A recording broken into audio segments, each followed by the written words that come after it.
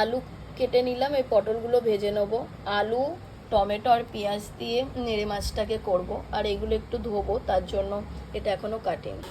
এই যে সব কেটে নিয়েছি, তেলটা গরম করব, এই পটলগুলো ভাজবো।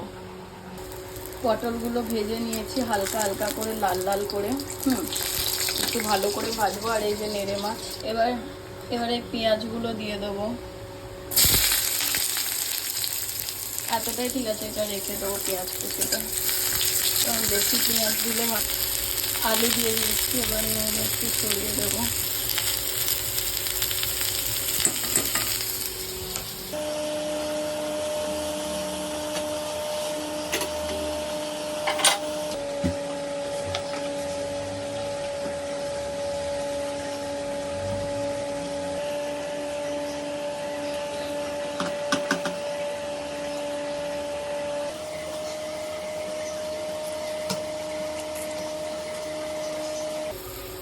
গাইস, আমি পুরো পুড়িয়ে দিয়েছি আলুগুলো।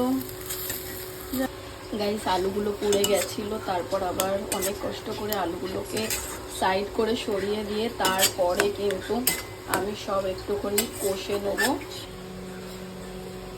পুরো একদম ঝকঝক চকচকে করে দিয়েছি, এইগুলো পুরো পরিষ্কার করেছি। এই সাইড ফাইডগুলো পুরো কি অবস্থা ছিল কিচেনটা, এটা বানি।